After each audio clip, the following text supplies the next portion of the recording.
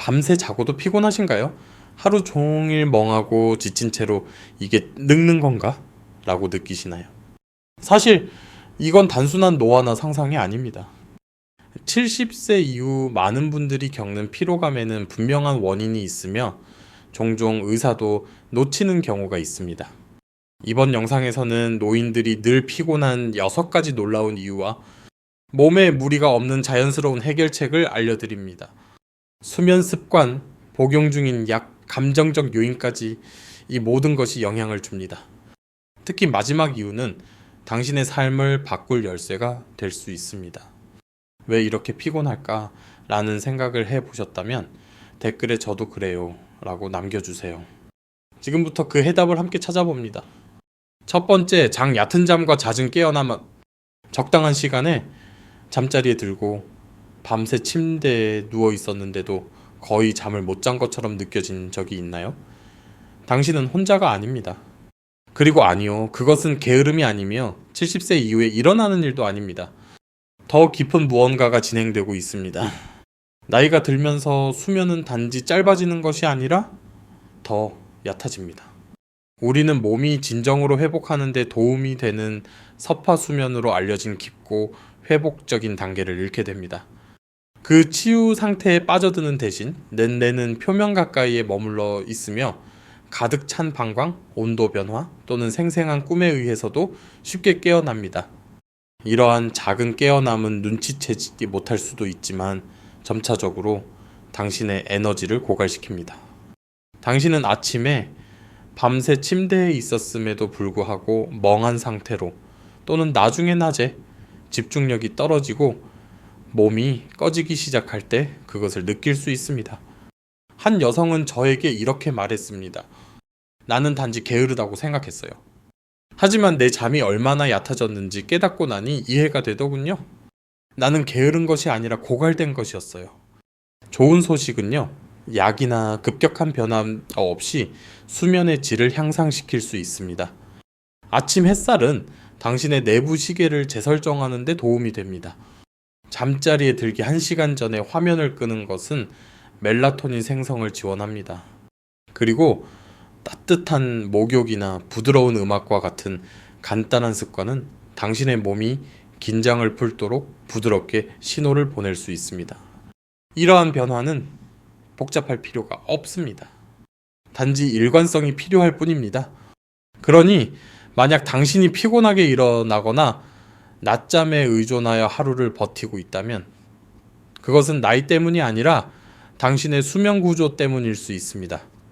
그리고 일단 그것을 회복하기 시작하면 에너지가 돌아오고 명료함이 돌아오며 삶이 다시 가능하게 느껴지기 시작합니다.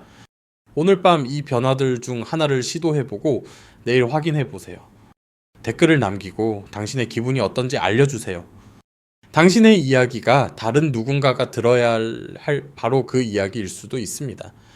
두 번째 장 숨겨진 탈수와 둔화된 갈증 신호. 마지막으로 순수한 물, 그냥 물, 커피나 차가 아니라 당신의 몸이 원해서 마신 것이 언제였나요? 만약 생각해야 했다면 그것이 문제일 수 있습니다. 탈수는 노인들의 피로에 가장 간과되는 원인 중 하나이며 당신은 심지어 목마름을 느끼지 못할 수도 있습니다. 65세 이후에는 몸의 갈증 신호가 약해지고 이뇨제와 같은 약물은 경고 없이 체액 손실을 증가시킵니다. 그 징후는 미묘합니다. 입 마름, 머리가 멍함, 무기력함 또는 지속적인 무거움입니다. 수분 공급이 줄어들면 심장이 더 열심히 일하고 소화가 느려지며 기분과 명료함이 저하됩니다. 피로는 항상 소리치지 않습니다. 종종 물이 필요해라고 속삭입니다. 좋은 소식은요, 그것을 고치는데 많은 것이 필요하지 않습니다. 목마르지 않을 때에도 정기적으로 물을 마시는 것은 큰 차이를 만들 수 있습니다. 침대 옆에 물 한 잔을 두세요. 식사 중에 조금씩 마시세요. 맛이 도움이 된다면 레몬이나 오이 한 조각을 추가하세요. 수박, 오렌지, 스프와 같은 음식도 포함됩니다. 그리고 소변을 잠깐 살펴보는 것만으로도 생각보다 많은 것을 알 수 있습니다. 만약 짙은 노란색이라면 당신의 몸이 더 많은 것을 요구하고 있는 것입니다. 한 국립보건원 리뷰에서는 가벼운 탈수조차도 노인들의 기분 저하, 기억력 문제, 그리고 각성도 감소와 관련이 있었습니다. 그러니 아니요, 이것은 웰빙 유행이 아닙니다. 이것은 생물학입니다. 그리고 때로는 기분이 나아지는 첫걸음은 물 한 잔을 드는 것만큼 간단합니다.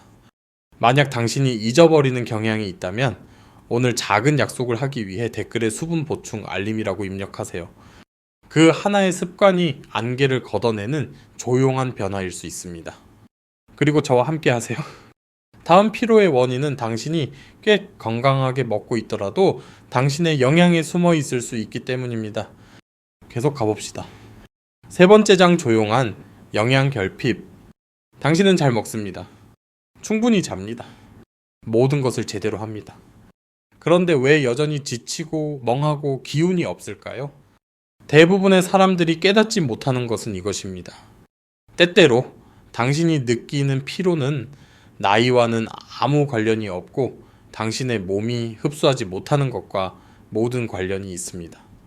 그리고 최악의 부분은요, 당신은 그것이 일어나고 있다는 것조차 모를 수 있습니다.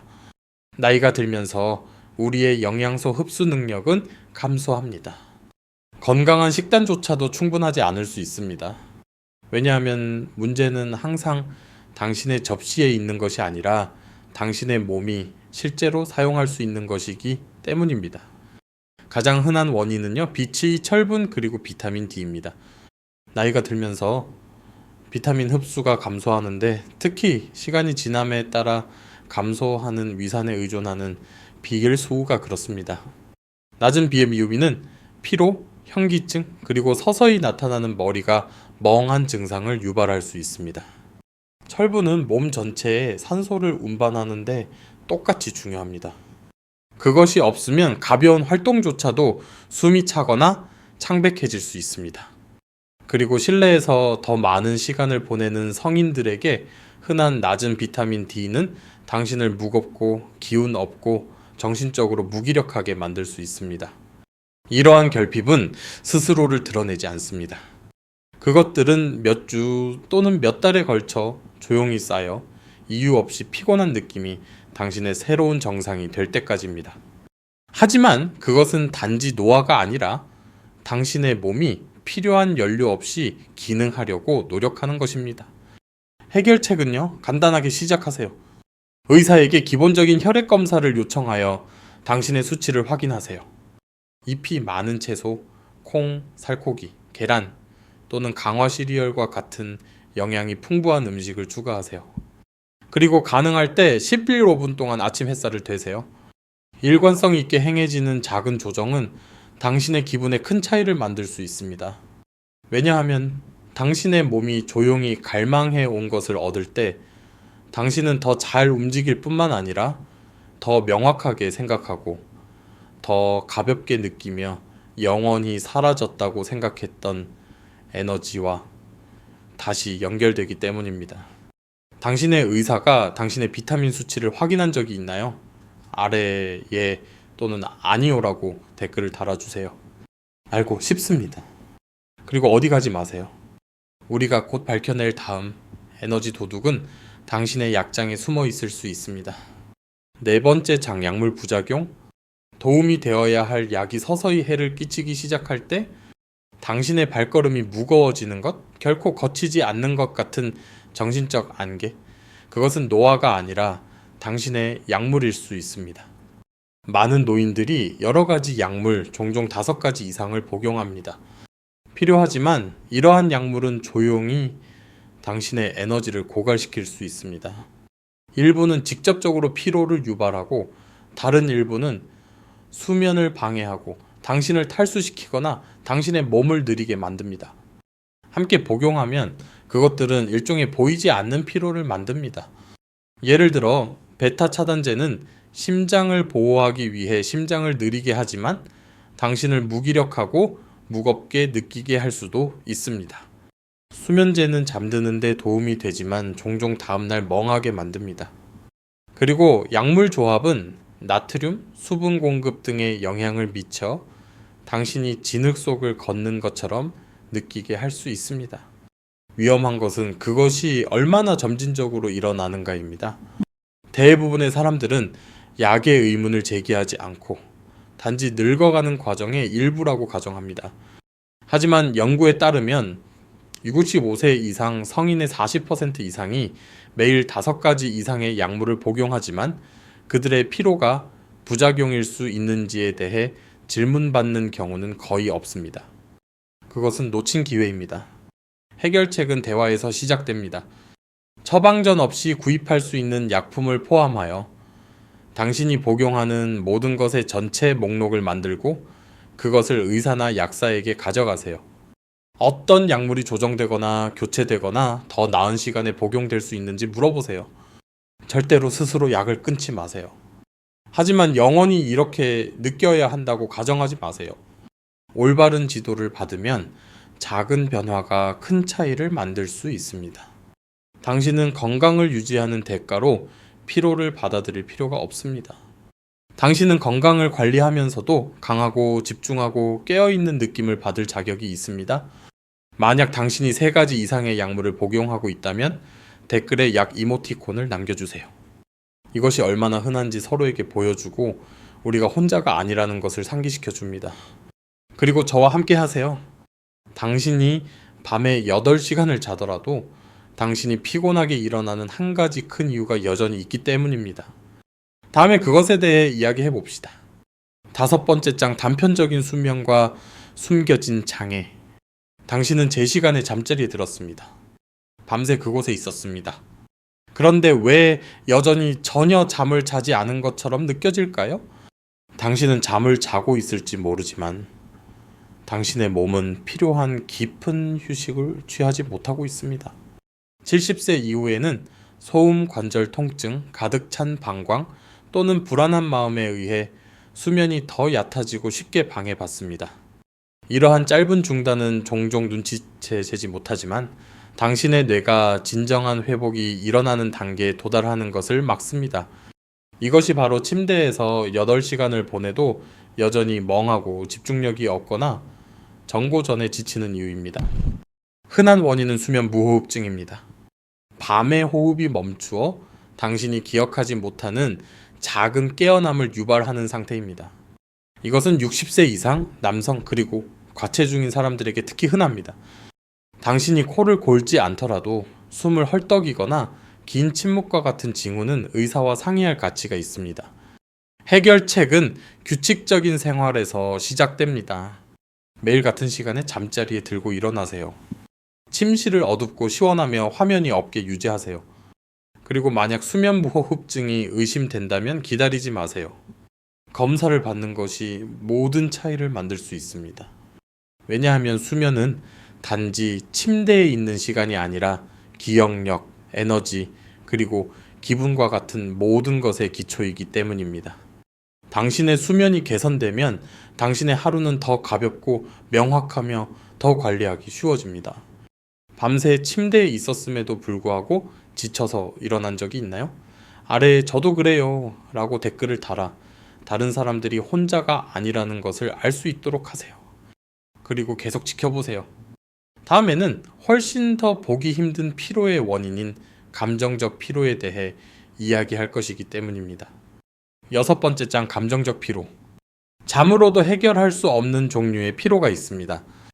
당신은 낮잠을 자고 쉬고 심지어 밤새 잘 수도 있지만 여전히 무겁고 의욕이 없으며 세상이 약간 회사액으로 변한 것처럼 느껴지며 일어납니다. 그것은 때때로 피로가 당신의 몸에 있는 것이 아니라 당신의 정신에 있기 때문입니다. 70세 이후에는 삶이 변합니다. 아이들은 집을 떠나고 친구들은 멀어지며 은퇴는 자유롭지만 한때 당신의 하루에 의미를 부여했던 구조를 조용히 지울 수 있습니다.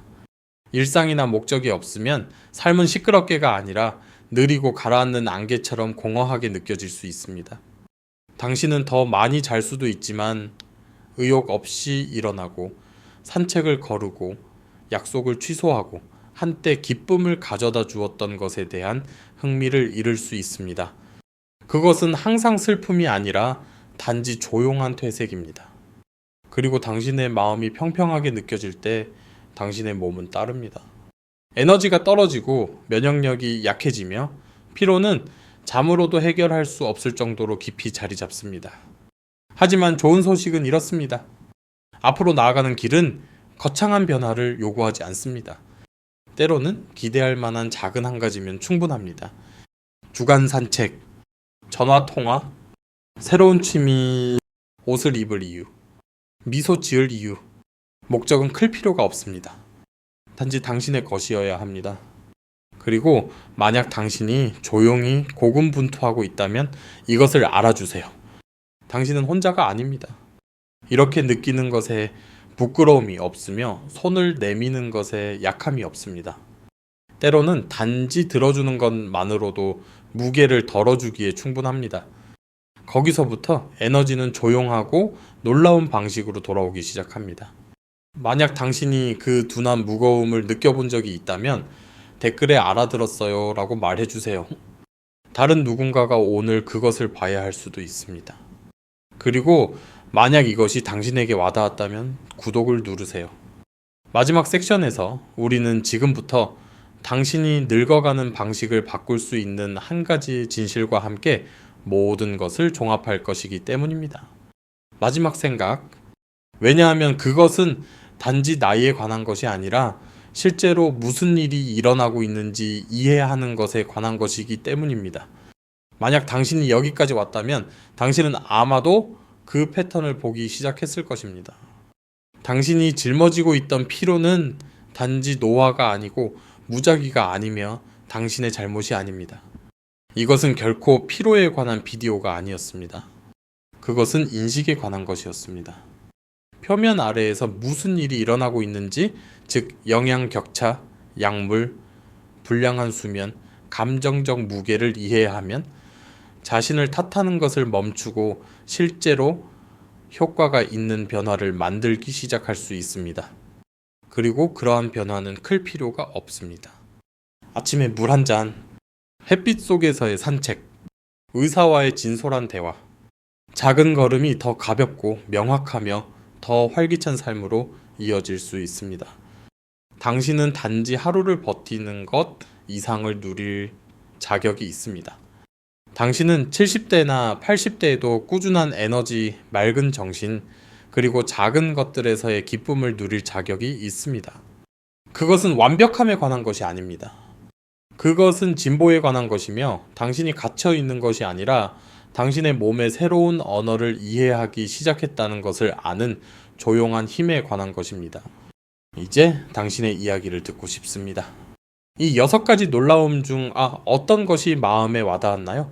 수면의 역할이었나요? 약물이었나요? 그 숨겨진 감정적 피로였나요? 댓글에 당신의 답을 남겨주세요. 당신의 이야기가 다른 누군가가 덜 외롭게 느끼는 데 도움이 될 수 있습니다.